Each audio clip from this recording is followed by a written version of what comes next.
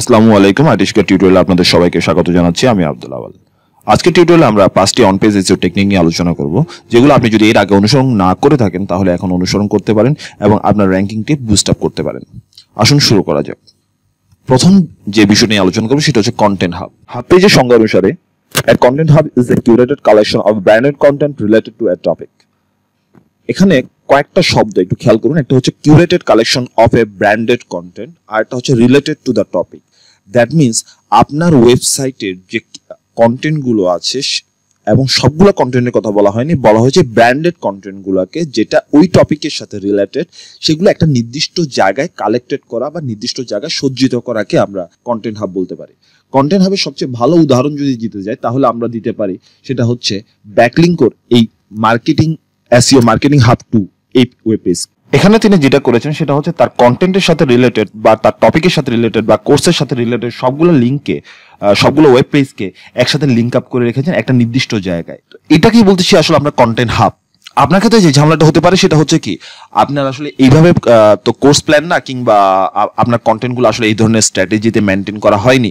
সেক্ষেত্রে আপনি যেটা করতে পারেন সেটা হচ্ছে একটা নির্দিষ্ট ক্যাটাগরির যে পেজগুলো আছে, সেটা ক্যাটাগরির মধ্যে যে পোস্টগুলো আছে সেগুলোকে একসাথে কোনোভাবে একটা নির্দিষ্ট পেজে সাজানো যায় কিনা সেটা দেখতে পারেন, এবং সেই ক্যাটাগরি পেজটাকে চাইলে আপনি ওই পেজের মধ্যে রিডিরেক্ট করে দিতে পারেন। এতে আপনার ভিজিটরের ফ্লো বাড়তে পারে এবং আপনার র্যাঙ্কিং এগিয়ে যেতে পারে। সেকেন্ড যে বিষয়টা নিয়ে আলোচনা করবো সেটা হচ্ছে পেজিনেশন। আমাদের হোম পেজ বা ক্যাটাগরি পেজগুলোতে আমরা এই ধরনের পেজিনেশন সবসময় ব্যবহার করি। যদি পোস্টের সংখ্যা 10 বা তার অধিক হয়, অথবা একটি পেজের মধ্যে অনেকে আরো কম শো করেন, সেক্ষেত্রে আমরা বিভিন্ন ধরনের পেজিনেশন ইউজ করি। যেমন এখানে হচ্ছে একটি পেজিনেশন দেখিয়েছি 1 2 3 4 এইভাবে। অনেকে আবার অ্যাজাক্সের পেজিনেশন ইউজ করেন। আমার ব্যক্তিগতভাবে যেটা পরামর্শ থাকবে সেটা হচ্ছে প্রিভিয়াস এবং নেক্সট ব্যবহার করা। কেন বলছি, কেন এই প্রথম দুই ধরনের পেজিনেশনেই এসইও দৃষ্টিকোণ থেকে বা গুগল বটের ক্ষেত্রে কিছু ধরনের ঝামেলা হয়, বট ট্র্যাপে পড়তে পারে বা এই ধরনের ঘটনাগুলো ঘটে, অথবা ক্রলিং বাজেটের অপচয় হয়। এবং সেকেন্ড যে লোড মোর পোস্ট যে অপশনটা বা লোড মোর যে অপশনটা, সেখানের মধ্যে যেটা হয়, গুগলের সাথে জাভাস্ক্রিপ্টের সরাসরি এখনো সখ্যতা তৈরি হয়নি। অনেকগুলো জায়গায় গুগল বট এখনো জাভাস্ক্রিপ্টে পুরোপুরি ক্রল করতে পারছে না। সেক্ষেত্রে আমার ব্যক্তিগত পরামর্শ হচ্ছে প্রিভিয়াস নেক্সট ব্যবহার করুন, যেটা crawling friendly, crawling budget friendly. তৃতীয় যে বিষয়টা নিয়ে কথা বলবো সেটা হচ্ছে ফিচার ইমেজ। আমরা অনেকে বিশাল সাইজের ফিচার ইমেজ ইউজ করি এবং যার ফলাফল কন্টেন্ট দেখা যায় না প্রথমেই। এই সেটটা একটু খেয়াল করুন। এখানে তিনি যেটা করছেন, একটা বিশাল সাইজের ফিচার ইমেজ ব্যবহার করেছেন, এখানে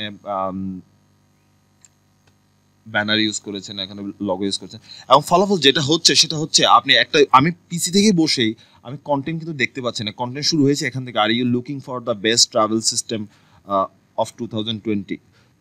কন্টেন্ট শুরু হয়েছে এখান থেকে, কিন্তু আপনি যদি ব্যাকলিংকর কোনো পেজকে দেখি আমরা, দেখুন তার কন্টেন্ট শুরু হয়েছে এখান থেকে। এবং সবচেয়ে ভালো যদি দেখতে পারবেন, যদি 10 বিস্টের ওয়েবসাইটটা দেখেন, 10 বিস্টের ওয়েবসাইটে দেখুন তিনি ফিচার ইমেজ ইউজ করেছেন এখানে। ইভেন এটা ছাড়াও WP বিগিনার বা এই ধরনের সাইটগুলো একটু খেয়াল করে দেখবেন যে ফিচার ইমেজটা ডান পাশে ছোট করে দিয়েছে। আমার ব্যক্তিগত যে পরামর্শ থাকবে সেটা হচ্ছে ফিচার ইমেজ প্রথমত শো করার দরকার নেই, এক। দ্বিতীয়ত, যদি একান্তই শো করতে চান সেই ক্ষেত্রে ডান পাশে ছোট করে ব্যবহার করুন, বাম পাশে ইউজ করা থেকে বিরত থাকুন। বাম পাশ নিয়ে একটি ছোট ঝামেলা আছে, তবে অনেকের মতেই হচ্ছে কি বাম পাশে ইউজ করাটা বেটার। এক্ষেত্রে তাদের যে যুক্তি সেটা হচ্ছে, গুগল প্রথমে কিওয়ার্ডটা পড়ছে, কেন আমাদের ফিচার ইমেজগুলোতে সাধারণত অল্টা অ্যাট্রিবিউট দেওয়া থাকে, ফলাফল কিওয়ার্ড থাকছে, অনেকেই হচ্ছে এটাকেই প্রাধান্য দেন। কিন্তু বাম পাশে দিলে যেটা হয় সেটা হচ্ছে মোবাইলে প্রথমে ইমেজটা লোড হয়, এক্ষেত্রে একটা ঝামেলা হতে পারে। দ্যাটস ওয়াই আমি পরামর্শ থাকবে সবসময় এটা ডান পাশে দিন। নাম্বার 4 যে বিষয়টা নিয়ে আলোচনা করবো সেটা হচ্ছে first fold optimization. First fold অপটিমাইজেশনে একটা অপশন অলরেডি আমরা আলোচনা করে ফেলেছি, সেটা হচ্ছে feature image. Feature image first ফোল্ডে বিশাল অংশ জুড়ে থাকে, ফলাফল কন্টেন্ট দেখা যায় না।